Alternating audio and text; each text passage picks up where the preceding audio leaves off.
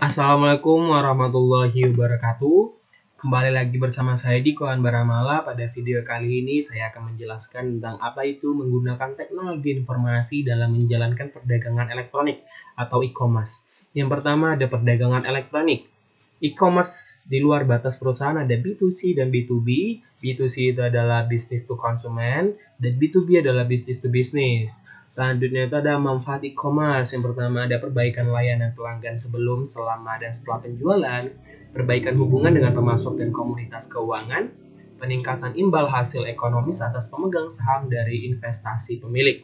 Selanjutnya ada kendala e-commerce ada 3, biaya yang tinggi, masalah keamanan, dan kurang tersedianya peranti lunak. Nah, di perdagangan elektronik itu terdapat ruang lingkup e-commerce, yaitu bersifat dinamis dan pengaruhnya itu dapat saja berubah dalam beberapa bulan saja atau dalam beberapa waktu yang singkat. Nah, jalan menuju e-commerce itu ada rancangan bisnis strategis, yaitu keunggulan kompetitif dan memperoleh kecerdasan bisnis atau business intelligence. Intelligence business atau inteligensi bisnis yaitu aktivitas pengumpulan informasi mengenai unsur-unsur di dalam lingkungan yang saling berinteraksi dengan perusahaan. Nah, itu ada basis data eksternal, yaitu basis data yang didapatkan dengan cara menggunakan pengguna dari luar perusahaan untuk mendapatkan data. Yaitu contohnya ada Thomasnet yang memberikan informasi secara gratis dan berbayar kepada para penggunanya. Nah, selanjutnya ada mesin pencari atau search engine, yaitu suatu program khusus komputer yang digunakan untuk mencari sesuatu hal atau kata atau kelompok kata ataupun hal-hal lainnya. Nah, itu contohnya seperti ada Google, Yahoo, dan masih banyak lagi contoh lainnya. Selanjutnya ada strategi e-commerce dan bisnis dan sistem interorganisasional. Nah, sistem interorganisasional atau iOS adalah strategi di mana unsur-unsur yang ada dikaitkan dengan transmisi data elektronik. Nah, perusahaan apa saja sih yang dapat bergabung ke dalam iOS? Yaitu seperti sekutu dagang, aliansi bisnis, dan sekutu bisnis. Nah, selanjutnya ada manfaat iOS, yaitu efisiensi komparatif, yaitu selanjutnya ada efisiensi internal, selanjutnya ada efisiensi interorganisasional, dan efisiensi penawaran. Selanjutnya ada EDI. EDI itu apa sih? EDI itu adalah implementasi dari suatu iOS, yang mana terdiri dari atas transmisi data langsung dari komputer ke komputer dalam format yang dapat dibaca oleh mesin. Nah, di dalam EDI ada jasa yang mengelola dan menjalankan jalur komunikasi itu dengan jalur sendiri disebut dengan jalur bernilai tambah atau fan. Nah, fan itu sebenarnya adalah EDI yang disewakan kepada vendor. Lanjut, ada sekutu-sekutu bisnis proaktif dan reaktif. Nah, di dalam iOS itu ada sponsor yang menerapkan cara proaktif untuk menarik minat, sedangkan untuk para partisipan yang merespon dengan cara reaktif itu bisa saja mereka menerima dan menolak dari sponsor tersebut. Nah, bagaimana sih pengaruhnya atau penerapannya? Yaitu ada pertama tekanan kompetitif, itu dampaknya reaktif, penggunaan kekuasaan itu dampaknya proaktif, kebutuhan internal itu dampaknya proaktif. Selanjutnya ada manfaat tidak langsung dari iOS. Yang pertama ada mengurangi kesalahan. Yang kedua menurunkan biaya. Yang ketiga meningkatkan efisiensi operasional. Yang keempat meningkatkan kemampuan bersaing. Yang kelima memperbaiki hubungan dengan sekutu dagang. Dan yang keenam atau yang terakhir memperbaiki layanan pelanggan. Nah, selanjutnya ada strategi B2C untuk e-commerce.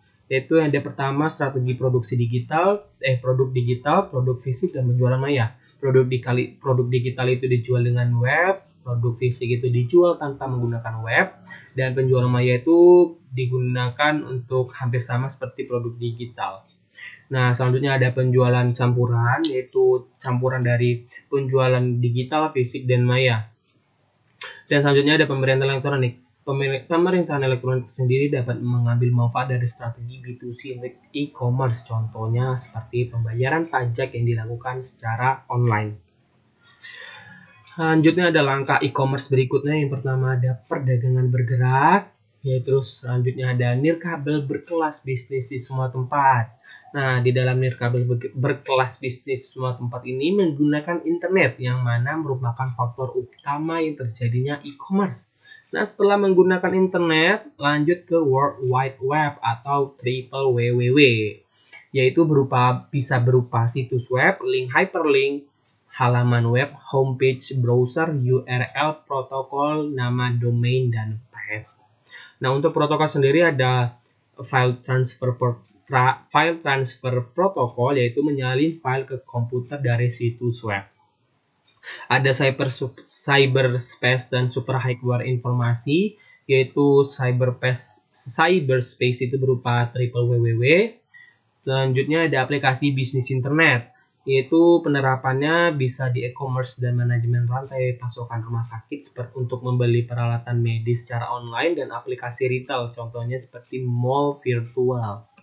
Selanjutnya ada saran-saran keberhasilan penggunaan internet, ada pastikan situs web Anda kuat, pastikan browser dan struktur basis data Anda fleksibel maupun intuitif, menekan isi, sering diperbaharui, melihat di luar pelanggan, tunjukkan isi data pada kebutuhan spesifik pengguna, menjadikan internet intuitif, berada di lokasi web yang tepat, ciptakan rasa kebersamaan, dan carilah bantuan jika Anda membutuhkannya.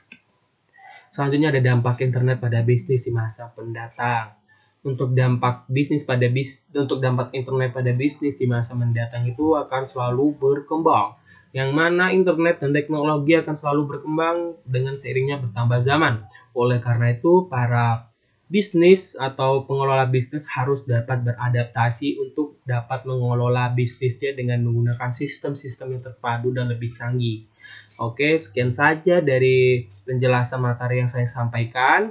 Apabila banyak salah kata, saya mohon maaf. Sampai jumpa, ketemu di video selanjutnya.